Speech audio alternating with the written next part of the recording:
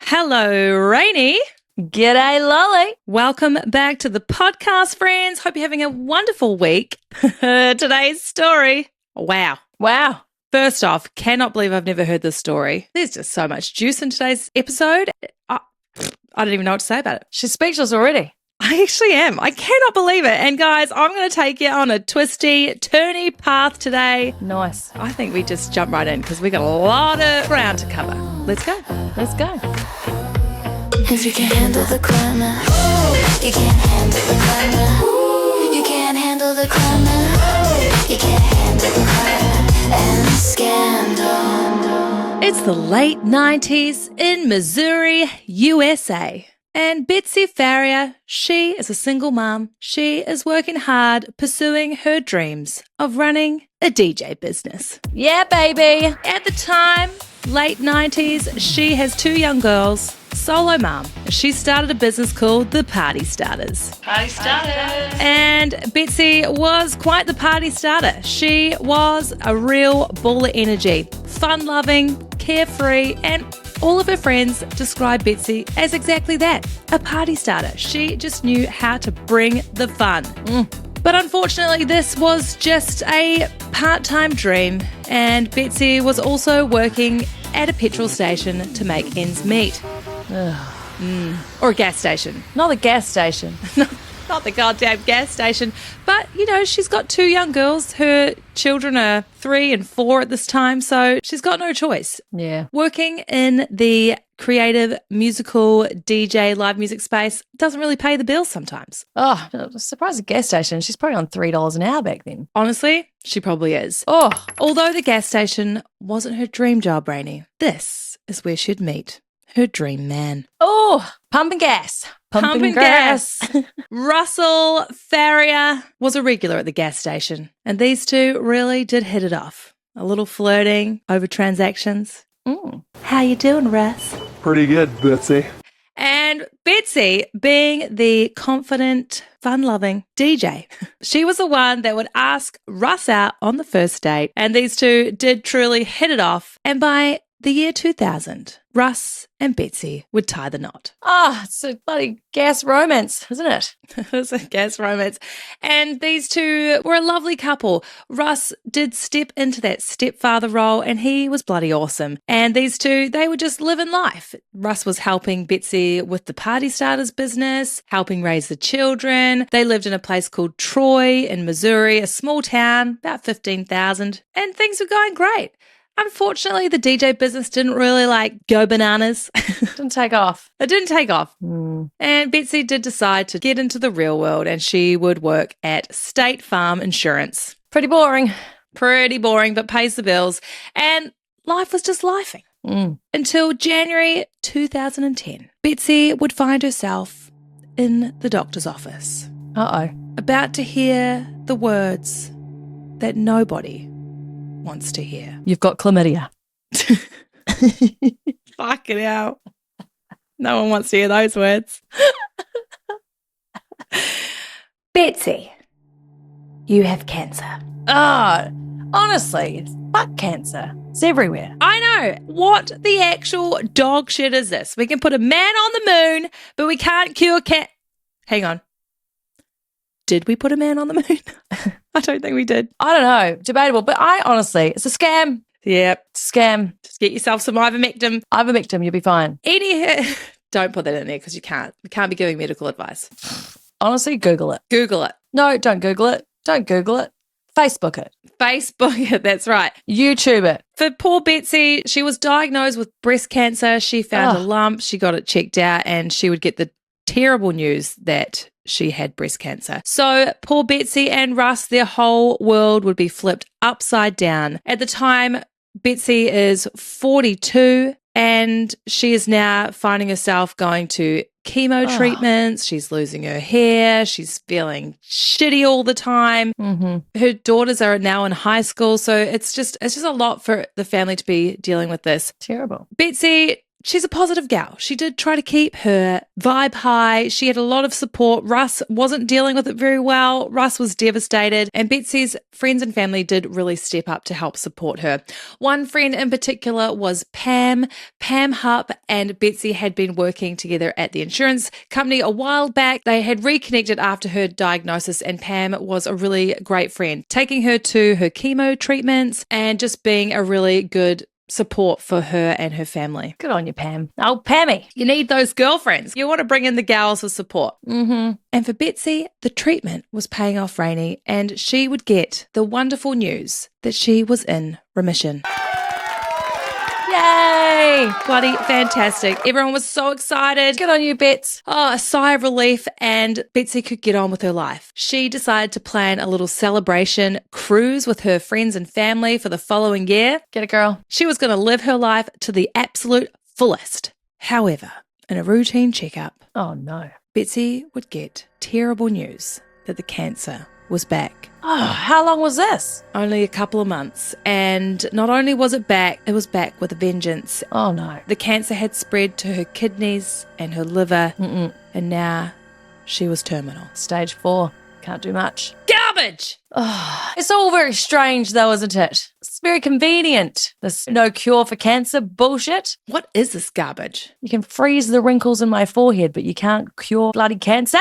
I know, exactly. Very strange. And this was devastating. A lot of tears, because now they had to come to the realization that this was going to take her out. She was given an estimated 3 to 5 years to live. Oh, There was no saving her. Christ. So through all of this, Betsy had to come to terms with the outcome, and she decided, you know what? Fuck it. I am going to live my life to the fullest. Mm-hmm. And I'm going to do all the things that I've ever dreamed of. So that cruise that she had booked when she was in remission was going ahead.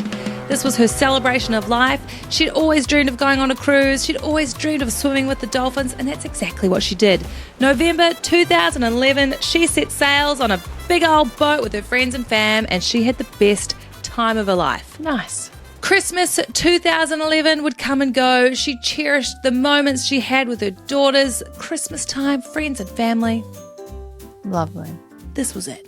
So nice. The 27th of December 2011. Betsy head off on another chemo treatment. She would then head to her mum's house for dinner, and her lovely friend Pam would pick her up and drop her home in the evening. Oh, Pammy. This was a Tuesday night, and this was Russ's night with the buddies. Every Tuesday, Russ would go and hang out with his mates for a little games night, a little drink, a little wacky backy, bit of the devil's lettuce, as you do.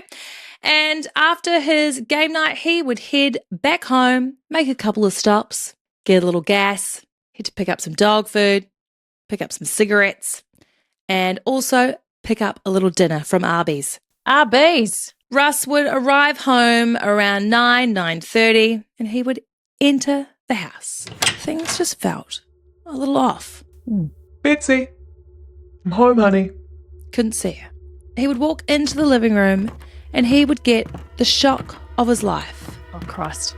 There, lying on the floor, was his beautiful wife, Betsy, covered in blood.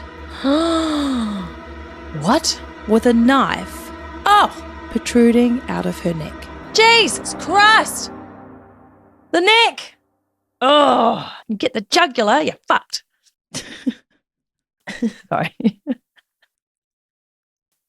Well, you are. There's no coming back from that, you know? There is no coming back from a stab to the jugular. You know, it really gets out, doesn't it? Oh, lordy. Sorry. Russ would call 911. Russ is having a bad day.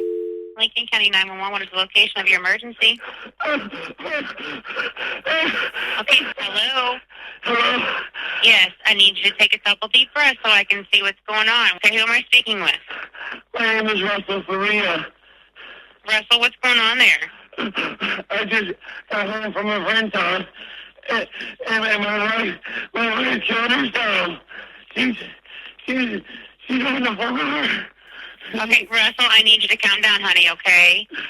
I need you to calm down, take a couple deep breaths. We're going to get somebody on the way there, okay? What did she do? Do you know? She got a knife in her neck and she sliced her arms.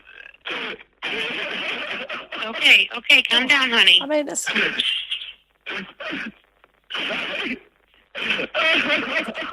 Is she breathing at all? No. She is not breathing? Okay. Russell, is there anybody that we can call for you?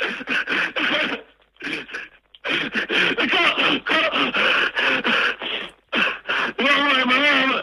Okay, Russell, take a couple deep breaths on, okay? What is your mom? That goes on for 10 minutes. We won't play the whole thing. Oh, Christ. Poor Russ is beside himself. He's walked in to find Betsy on the ground. He's telling the 911 operator that she's committed suicide, and the police and paramedics are on their way. I mean, I'm sorry. What a way to go. Like, you know, you couldn't do it. No one's doing it. Well, I know you're not doing it. It's like the Alan Greenberg case. They said she committed suicide by 20-odd stab wounds. I mean, come on. I mean, look, there's one thing to slicing your wrist, but you know, nah, not doing it. Not doing it. Definitely not. The police and paramedics would be on the scene within 10 minutes, and as they arrive, they are thinking, This is a little strange. Russ was hysterical, but he was in and out of hysteria. Sometimes he'd be completely calm, and other times he was a blabbering mess. However, there didn't seem to be any tears. Crocodile tears. They are also thinking, Why on earth did Russ say this was a suicide? when clearly they can see that this was no suicide. Betsy was lying in a pool of blood, several stab wounds. Yes, she had some wounds to her wrists, but the knife in the neck was definitely a telltale sign that probably wasn't suicide. We're really crossing the line there. So they take Russ in for questioning. Naturally, in these kind of situations, they are going to be looking at the spouse. That is the first person of interest, usually. Always. They take Russ to the local police station to have a chat. Now, Russ would explain his movements for the night. He'd been at his buddy's house for a little games night. He left and he made it several stops on the drive back. He stopped at the petrol station. He stopped to get dog food. He stopped to get a burger. It's a lot of stops. And then he stopped at another petrol station to get cigarettes. A little strange. It's suspicious. Too many stops. Too many stops. When they ask him about why he said she committed suicide, Russ has said She was depressed. She's had some depression in the past, and she'd also attempted to take her life previously. Oh. Betsy was dealing with her terminal cancer diagnosis, so naturally he just assumed she's done it herself. Yeah. Investigators are thinking. Very strange. So investigators are definitely a little bit suspicious of all of the stops, his demeanour, hysterical, no tears, super calm. Things are just a little strange. When Russ was asked about the state of his marriage, Russ explains, We had a great marriage. We loved each other deeply. Sure, we'd had some problems in the past. At one point, we'd actually broken up, but we'd mended the relationship and we were going strong. he loved Betsy and he was there to support her through the toughest times in her life. They ask Russ. Will you take a lie detector test? Russ says, No problem. Happy to oblige. Mm-hmm. so Russ would be taken off for a lie detector test and he would fail. He would fail this test. I mean, I would fail. I'm not doing one. Oh my God, I would fail. And can I just mention, Russ has also been at his buddy's house drinking, smoking weed. He's come home. He shouldn't have driven, but he's come home to this apparently, and now he's doing a lie detector test. You're going to be failing. There's just no point in doing one. So suspicion is falling on Russ. They're definitely thinking that he is not telling the truth. They decide to bring in Betsy's good friend, her best friend, Pam Hupp, and get a little idea of what Russ and Betsy's marriage was really like. Pammy. Pam has a very different version of their marriage. Interesting. Pam has described Betsy and Russ's relationship as very volatile. She tells investigators that Russ, he's violent. Ooh. He's aggressive. Asshole. And there are some pretty disturbing stories that she can tell the investigators from the past. You see, Pam remembers one time when Betsy told her she thought Russ was trying to poison her. Russ had given Betsy a Gatorade When she drank this Gatorade, she immediately spat it out. Ew. It tasted funny, it looked funny, and she thought, oh, he's trying to poison me. Cyanide. Another time she woke up to Russ leaning over her body with a pillow, I mean, come on. and he was about to smother her, and then he tells her, This is what dying feels like. Huh? oh, have you ever had someone like hold you under a blanket or like try and put a pillow on your head? I mean, look, no one's ever put a pillow over my head, loves, but I can just imagine it's awful.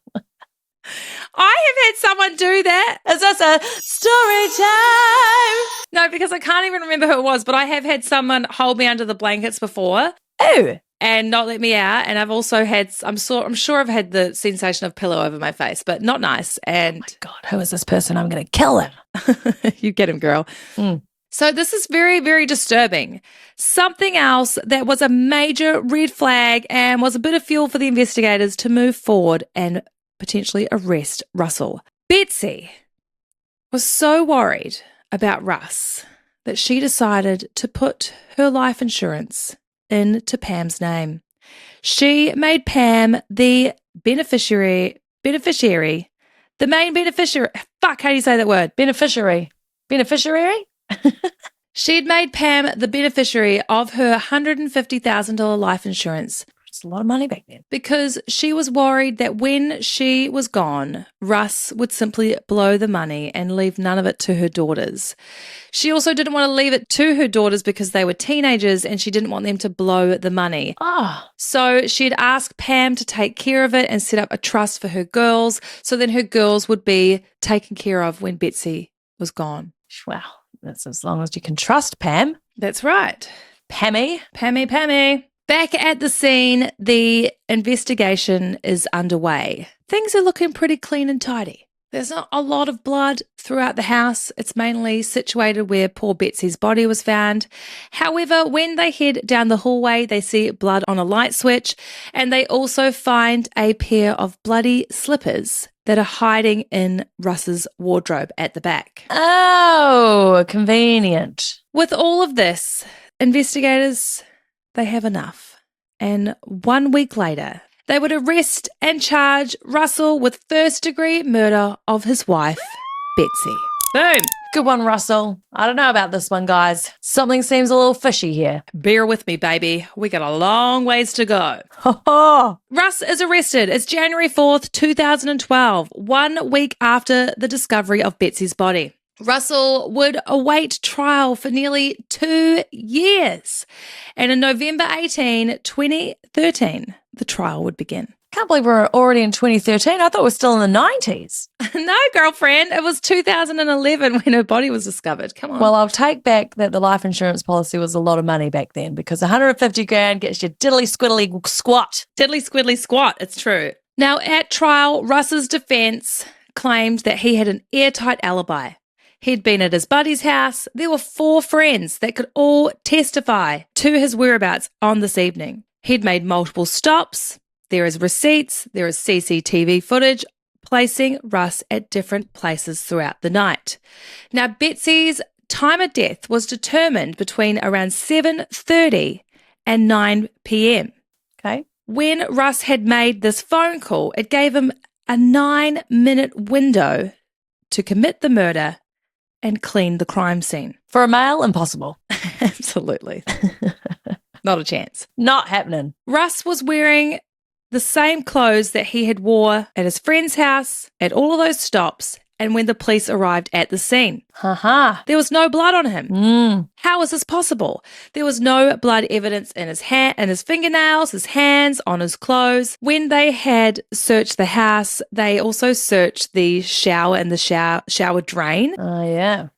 to see if there's any blood. So if someone has hopped in the shower, and there was none. No one had a shower, no one had rinsed off. So to the defense, this is a pretty clear sign that Russ had not committed this murder. No, it's definitely not Russ. The prosecution would have a very different story. Of course they would. They claim that Russ had found out about the life insurance swap, and this put him into a violent rage. They claim that Russ had gone to his buddy's house and he'd left his phone. His friends were all in on it. They were there to help her buddy out. Of course they are. Like, there's nothing like helping a friend with murder. Russ had made multiple stops to just make sure he had an airtight alibi for the evening. He had killed Betsy, but before he killed Betsy, he'd stripped down into the nude. I mean, nothing like a killing in the nude, you know? I'm sorry. I mean, who's stabbing with your schlong out? Russ. It's just ridiculous. It's not right. And then he would obviously put his clothes back on with not a drop of blood on him and get ready to make the 911 call. Smart. Very smart. Pam was obviously the star witness for the prosecution. She had all of the stories of this violent marriage. She had the life insurance money put into her name, which she had set up a trust for the girls. And this was pretty solid evidence for the prosecution. The jury would go and deliberate for 4 hours. And they would come back with a guilty verdict. Oh. Russ was sentenced to life in prison without parole, plus 30 years. Oh, not to be served consecutively? No, so once he's dead, he has another 30 years. I mean, what's the point, you know? What is the point? Fucking waste of time. I mean, can someone not do the math on this? Come on, guys. I know, it's a bit dumb, isn't it? Fucking idiots. Because we know what we're talking about. I mean, to be fair, it is ridiculous, isn't it? And it's just stupid. What for? This was a huge relief to Betsy's family. Betsy's daughters, they were happy with this. They were devastated that Russ did this to their mum. Awful. Betsy's mum she knew it was Russ. They were all adamant. Why did Betsy go give her mum the money? I don't understand that. Very strange. So justice was served and these guys could get on with their life. But I tell you who wasn't relieved, Rainey. That was Joel Schwartz. Joel Schwartz. Joel Schwartz. Joel Schwartz. This was Russ's defense attorney. Uh-huh. And he really lost sleep over this. You can imagine he's probably defending some people he's like, Yeah, they did it. Yeah. Without a shadow of a doubt. Awkward. but he just thought, There's just something's off here. and he really felt like he had to do something. So obviously he's going to be lodging appeal to try and get Russ out of prison. And there's a few things that weren't allowed to be entered into evidence for this trial. Oh. During his preparation for trial, he just thought, Pam was a bit suspicious.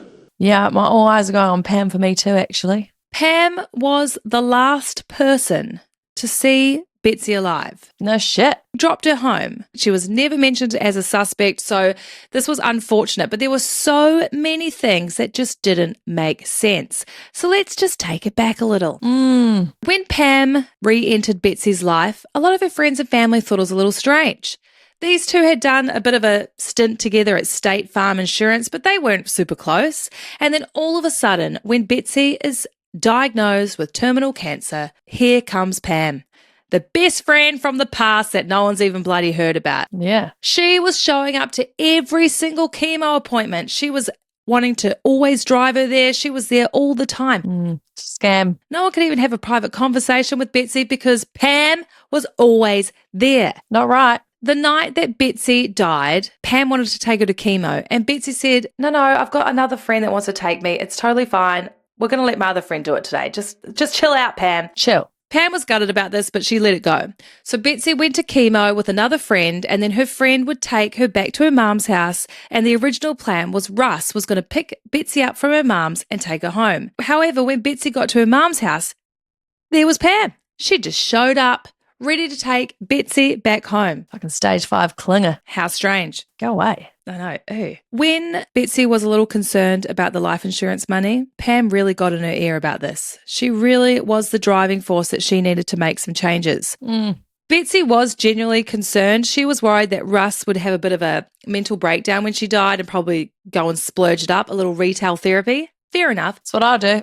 Sorry. She really did want her daughters to be looked after, but also her daughters are like in their late teens. They can't be having this kind of money. They're going to blow it too. They will. So Betsy was concerned and she wanted this money to be looked after, and Pam just kept getting in her ear and in her ear and in her ear. Manipulation. I'll take care of the money. Give me the money. I will look after your children. So Pam, she did it. They went down, they had a witness, they signed the documents, and she put the money in Pam's name. 4 days later, Betsy would be murdered. Fuck! Pamela! Pammy! Pam. Pam did it. Pam, as this trial is going on, she has testified about the insurance money.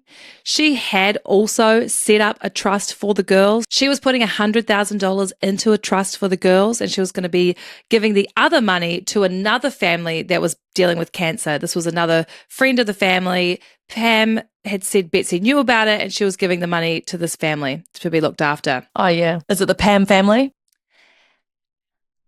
However, when the trial ended, Pam cancelled the trust and never gave the money to this other family. Of course she didn't. You dog! What a bitch. You dog. Fucking garbage gal. Joel is thinking, Nah, man. This is garbage gal. Pam.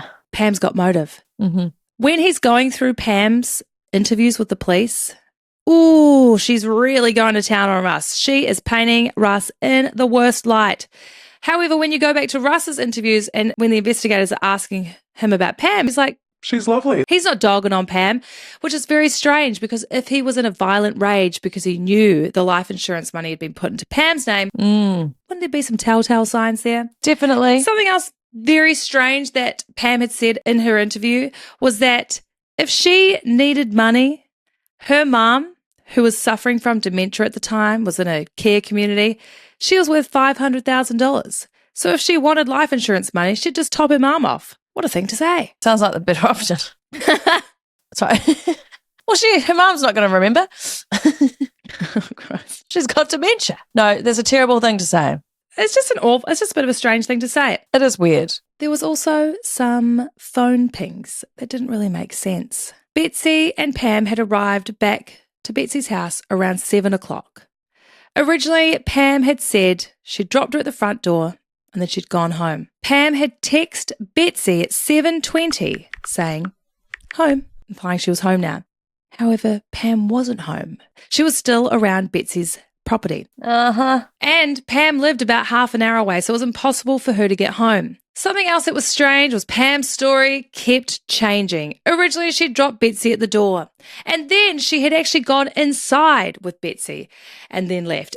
And then she'd actually gone inside with Betsy. She'd gone down to her room to look at some jewelry and stayed for a little while, and then she had left. How do you forget? So with all of this new evidence, Joel would file an appeal, and the appeal would be granted. Good. Russ would be let out of prison on bail and he would be awaiting a new trial. Hallelujah. Wow. As all of this is going on, it's taken years. We're at 2015 at this point. Poor Russ. And if we can rewind a year, Betsy's daughters basically filed a lawsuit against Pam to get the life insurance money. Good. And they would be taking her to court.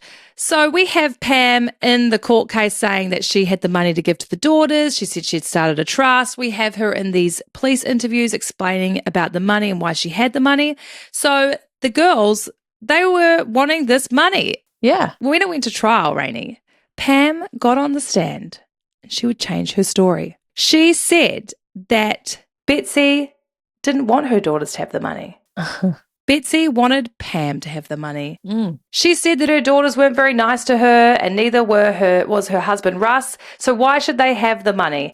And unfortunately, everything, all of the paperwork was filed correctly, so the judge sided with Pam. Wow. And Pam got to keep the money and didn't give $1 to Betsy's daughters. I mean, you savage. You goddamn dog garbage gal. Not right. That's horrible. Those poor children. It is so disgusting. New trial for Russ was underway. So we are in November 2015.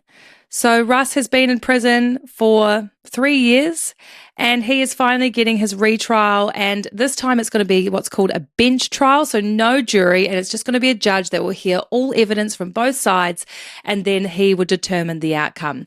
This time they would be able to enter all of the Pam evidence into trial. So with this new evidence, potentially pointing the finger at Pam, things were looking good for Russ. Pam's story would change once again, and this time Pam implied that her and Betsy were lovers. Oh my God. Pammy. And that is why Betsy left her the life insurance money. The prosecution had also recovered a document that was on Betsy's computer. This was a letter basically saying, if something happens to me, it's Russ, talking about the violent marriage, talking about the life insurance money. However, with a little bit of forensic data extraction investigation, they could determine that this document was made on a different software that wasn't on Betsy's computer.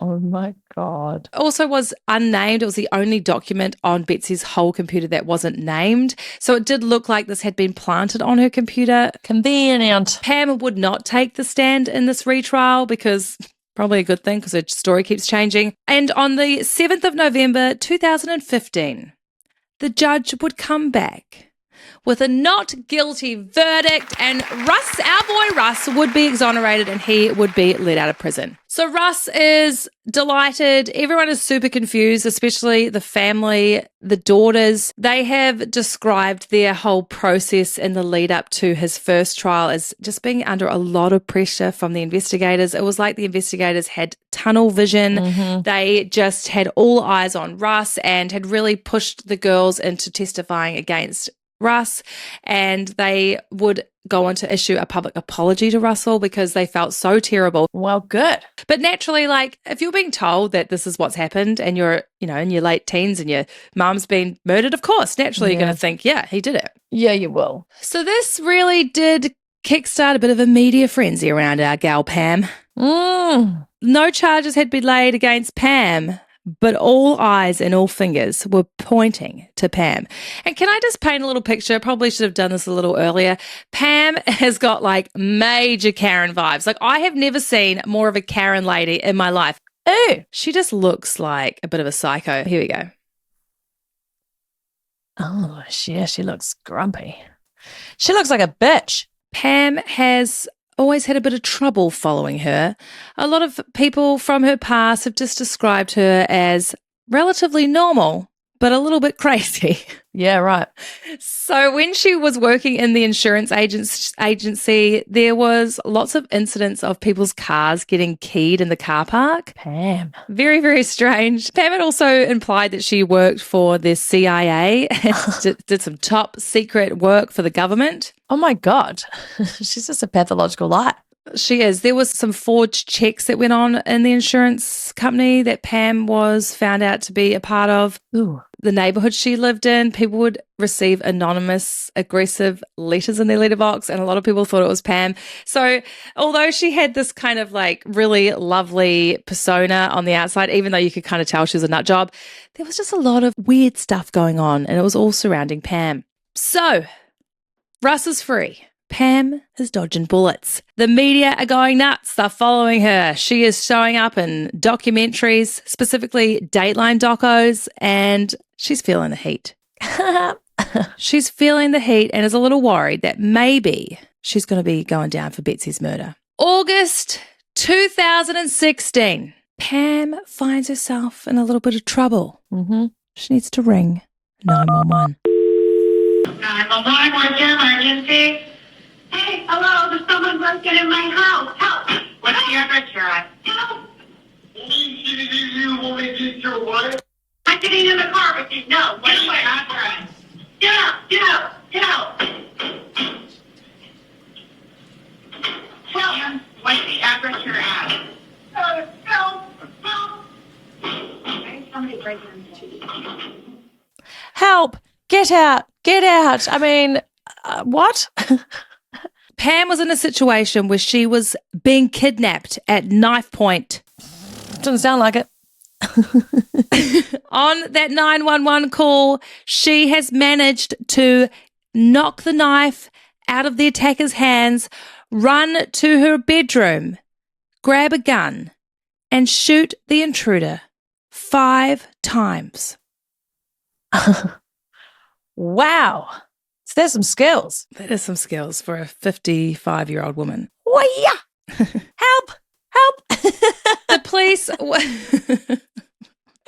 The police would arrive to find 33-year-old Louis Gumpenberger had been shot 5 times and was deceased in Pam Hupp's hallway. In Lewis's pocket, they would find a Ziploc bag with a note and $900 cash. This note had very clear instructions on it. This wasn't the exact words, but I'm going to summarize. It said, "Get Russ's money. Take Pam to the ATM, get the money, and then kill Pam." Okay. Someone had to write that down? This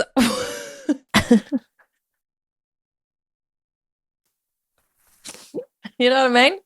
Seems a little suspicious here. this was clearly a hit gone wrong. With a note in your pocket, like just describing exactly what you're going to do. This was a hit planned by a 4-year-old. Yes. So who is Lewis? Lewis, he's 33 years old. He's a father. He'd had some troubles from the past. Unfortunately, he had a car accident that left him in a pretty bad way. He was physically and mentally disabled. When they were able to track down Lewis's mum, they explained what had happened. He had kidnapped Pam. He was trying to get money from her. He was threatening her life.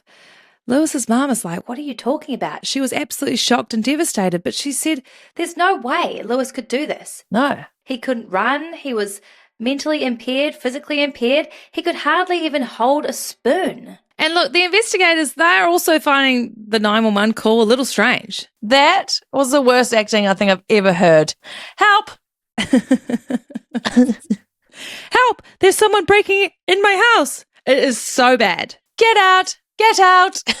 So they're just like, this is so strange. This doesn't really make any sense. We've got Lewis's mum saying there's absolutely no way. Why would he be doing this? This looks like a hit gone wrong because of the note. It's saying get Russ's money. So has Russ planned a hit on Pam? He's now out of prison. He's seeking revenge. He wants his money back. He wants Pam dead. That's what it is set up to look like. However, investigators are like, We're not 5. We know that something does not make sense. and then they would get some very interesting information. 6 days prior, a woman named Carol called the police. She just had a very strange interaction with a woman. Now, she lived in a trailer park community. Look, she's a little rough around the edges, I'm not going to lie. She's barefoot, she's wearing her jammies, and she's getting ready to take her dog for a walk. She's missing a tooth. I mean, it's fine. She gets it fixed later, but we're just painting a picture for you guys. This woman pulls up out the front of her trailer park and says, "Hi, do you want to make $1,000? Oh. I'm from Dateline, and we need to hire someone to record a soundbite for a reenactment from a case we're doing." Carol's thinking, hell yeah, I want $1,000. This woman's a little strange, but $1,000, absolutely. So she goes back inside. She's still like, her spidey sense is a little off. So she sticks a kitchen knife in her pocket and a pocket knife up her sleeve because she's like, this bitch tries anything, she's going down. Oh my God. She hops in this woman's car and then she starts heading down the road. But she's just thinking, I don't know. No. This woman's very strange. She makes up a little excuse. She said she needs to get back home and put some shoes on. Fair call. If you're going to be recording your big documentary TV debut, maybe shoes is a good choice, Carol. And the woman would turn around, take her back home. She heads back in the house and then she comes back out to this woman's car and she's like, look, my son's sick. I can't come. How old's your son? Have you left him at home by himself? What's happening here? The woman then looks up and goes, do you have cameras on your house? And then she freaks out and then she drives away. And yeah, Carol, she's got cameras. So the police, they want to review this footage. And there, Rainey, on the cameras, is Pam Hupp offering Carol $1,000 to be a part of her Dateline documentary. That is just ridiculous. As they are looking into Pam a little further, they can track her phone at Lewis's house. Pretty clear she's picked Lewis up. Oh. Lewis didn't just show up at her house to kidnap her. They also find a $100 bill on Pam. The serial number matches the serial number of the $900 in Lewis's pocket. She shortchanged him for that soundbite.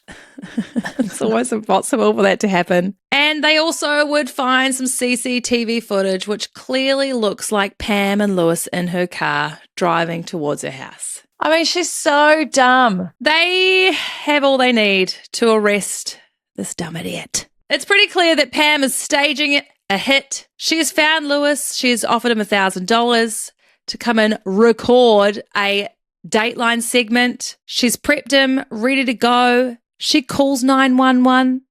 Now, if you didn't know, when you call 911, the call is actually, it's recording you during the rings. Mm-hmm. So when they review the phone calls, it's silent, obviously, and then she's like, help, there's someone breaking into my house. So that doesn't really add up. Wouldn't you be like, there'd be some commotion going on? Did she shoot him on that phone call? I'll get to that in a second, yeah. She's also called 911 twice prior, but then hung up the phone. So when they are on this 911 call, Lewis believes it's a reenactment. Yes. So he's reading a script. And then Pam pulls out her gun and she shoots Lewis 5 times, killing him on this call. And poor Lewis believed it was all smoke and mirrors. It was all for the TV. Wow. That is outrageous. What a thing to think up. It's pretty out there, isn't it? Lady. What the hell? Come on. So they bring Pam in, they arrest her, they charge her. She immediately says she wants a lawyer because she's not as dumb as we think. The investigators would leave the room. And on the footage from this room, Pam discreetly leans over. She takes a pen and she puts it in her pocket. She then asks to go to the toilet. A female officer would escort her to the toilet. And then Pam would proceed to stab herself with a pen in the wrist and the neck several times. Oh! Ugh, shit. Could you imagine? A pen? Well, she's in a bit of trouble here, loves, and she can't talk her way out of it. Fortunately, she doesn't succeed, and the police rush to the scene. There's blood everywhere, commotion. Paramedics would arrive, and they are pretty superficial wounds, just a few puncture marks. A couple of drawings on her neck. So they bandage her up. They take her mugshot with her bandages, and they would charge her. She's arrested and charged with first-degree murder of poor Lewis. Can I just say, poor Lewis, like this poor guy getting swept up in this terrible situation. It's just so sad. It's not right. Just for nothing. This was somebody's son, somebody's father. Pam, you fucking dog. Garbage woman. I know. Sorry for swearing. When Pam's in prison, she is pleading not guilty. She is claiming it was self-defense. Russ had obviously planned a hit on her because he wanted her dead.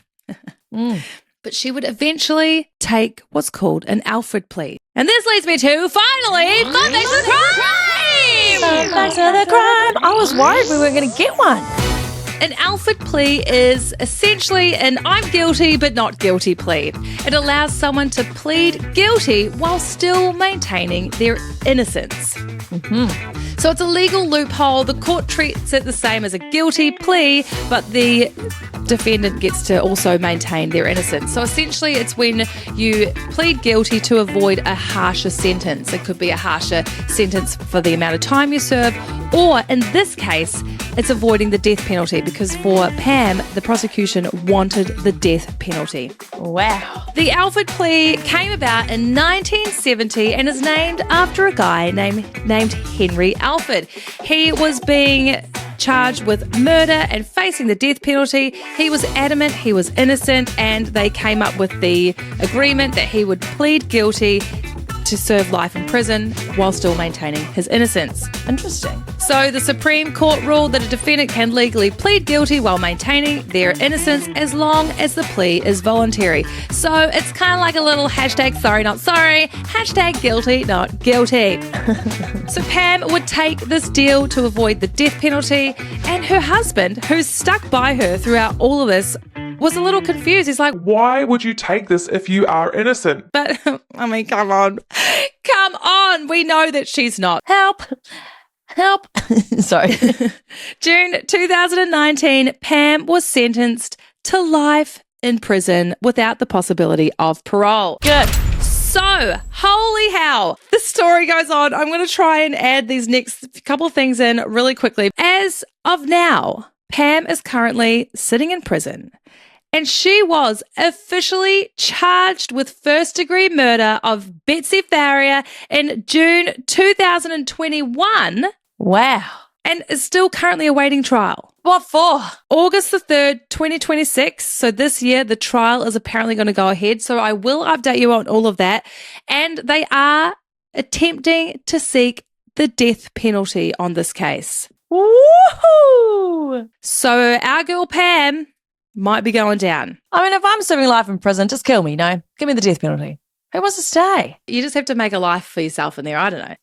But Rainey, I know that you think this case, there couldn't be anything more possibly to add. No, that's it. But there is. Oh, Christ. There bloody well is. Do you remember that strange statement Pam made in the interrogation room about her mum? Yes. She had said that if she really wanted life insurance money, she could just go take her mum out. Her mum was worth $500,000. Well, mysteriously, Rainey, in October 2013, Pam's mum died suspiciously. You've got to be kidding me. And Pam was the last person to see her alive. Oh, Shirley Newman, she suffered from dementia. She was living alone in the Lakeview Independent Senior Living Community, and her loving daughter, Pam, would always stop by for a visit. Now, October 29th, poor Shirl, she'd been in hospital. She wasn't doing very well. Pam picked her up and brought her back home. Pam would let the carers know at the community centre that Shirl wouldn't be down for dinner and she wouldn't be there for breakfast. She'd be back at lunch. She wasn't feeling very good. Pam was going to take care of her. she sure was. The next day, around 2:30, a housekeeper would stop by Shirley's apartment. She enters. She doesn't see Shirl. She heads out to the balcony. She is confused. The railings have been busted in. There's like a hole in the aluminium balustrade, and when this housekeeper looks over, Oh, no. she would see Shirley's lifeless body 3 stories down. Oh, no. Shirl! Originally, this was ruled as an accident. Now, it's a little strange. These were aluminium railings. How did this happen? Shirley was a bit heavier, a bit bigger woman, 200 pounds. So it was determined that she'd accidentally just kind of fallen through the railings. Oh. When they did an autopsy, they found 8 times the amount of Ambien that you should take in her system. They put it down to her having dementia. She was a little confused. But when Pam was arrested for Lewis's murder, they decided to look back into her mum's death. Her death was changed from an accident to undetermined, and they did an investigation.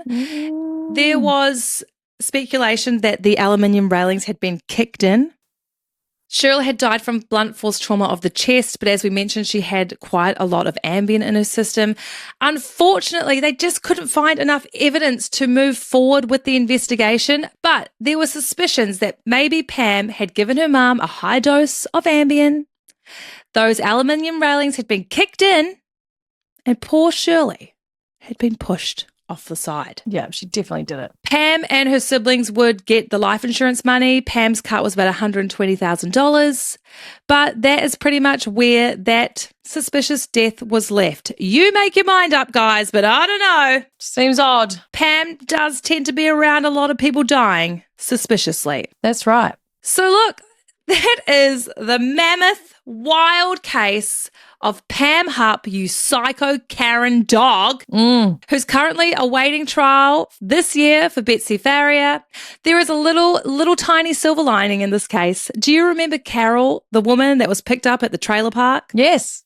Carol, in all of this mess, met Russell, and these two hit it off and got married. Oh, my God. This is just a tangled web and I'm so confused, but that leads me to the question, can you handle this crime and scandal? This thing needs to be a movie. Oh, it is. It's been a doco, like a 6-part miniseries, and Renee Zellweger played Pam. How have we never heard of this? Way. It's called The Thing About Pam. Oh, Pam is psycho. No, too many innocent people have died, and I'm sorry, you psycho crazy bitch. I hope she gets a death penalty. That'd be funny. Don't say that. No, it would be. She's a crazy person. It would be definitely deserved. What goes around comes around, you know? Like she's gone on this path of destruction and killing these innocent, lovely people. Oh, terrible. But no, I can't. Great story that you told, though, but I cannot handle it. I need to go have a sauna. That was a lot. I know. But Lolly, can you handle this crime and scandal? Absolutely not. This middle-aged psycho woman, I don't even understand. This is wild. She's a mother. She works in insurance. She's just supposed to be a normal lady, but she is like a serial killer. She's psycho. Yeah, she's not right. It's like if something doesn't go her way, she just kills it. Or she's so driven by money, She's just driven by greed, money, and she's a nut job. So definitely cannot handle the crime and scandal. Oh, there's one thing that I have to tell you. Lewis's family did sue Pam for like a wrongful death suit, and they were awarded $3 million. Wow. So currently Pam, she works at, you get like your money while you're working in prison, and they take her money. So let's say she's making like $4 an hour. They'll take most of her pay and give it to Lewis's family. So, good. And even if her family members send in money to help her buy things in prison, they'll just take that money and give it to Lewis's family. So, sucker. There you go, friends. That is the story of Pam Hupp, and I hope you enjoyed. Thank you so much for joining us. We are, as you know, videos on Spotify, and we'll just see you next week for another episode. But do you know what I'll be seeing later? I'll be seeing you later, bitch, because I'm about to hop on a plane. Whoop, I know. whoop. Rainey needs to be at the airport in 30 minutes. This is how much we love you guys. I know. I got to go. She's risking her flight. I haven't even packed my bag. I know. You better get out of here. All right, friends, take care. Don't be putting your life insurance money in anybody's name except for your children, and unless they're psychos. And we love you. We love you. We bloody goddamn love you. All right, take it easy. All right. Bye. Love you, Lolly. Bye. Rainy and Lolly got a tale to tell, so sit down and listen up or go to hell. Crime, scandal, and comedy, unfiltered, unqualified, unapologetically. And you can't handle the crime, you can't handle the crime, you can't handle the crime, you can't handle the crime and scandal.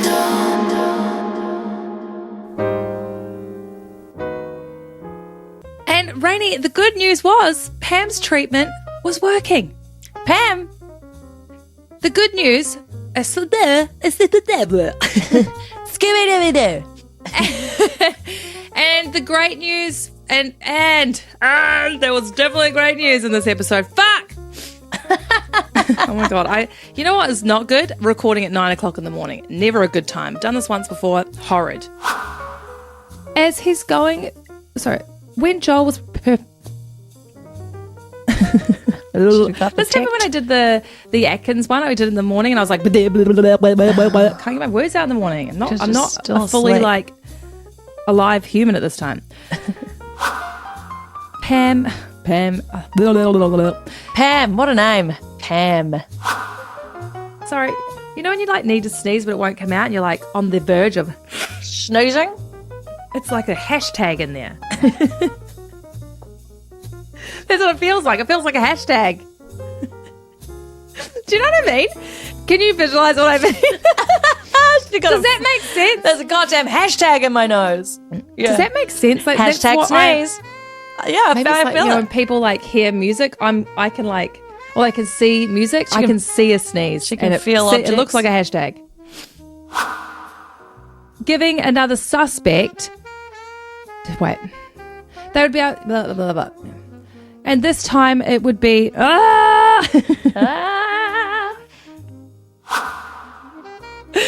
police would arrive to find 33-year-old Louis Gumpenberger. Did you say Gumpenberger? I did. Sorry, Gumpenberger. Wow, that's unfortunate. 33-year-old Louis Gumpenberger had been shot. 33-year-old Louis Gumpenberger had been shot 5 times and was deceased in Pam Hupp's hallway. Oh. On his body, they would find a Ziploc bag with with Gumpenberger. Shireen. Cut it out. Cut it out, girl. Rein it in. Sorry. Russ would take what's called an Alfred plead. An Alfred plead. Fuck. She would take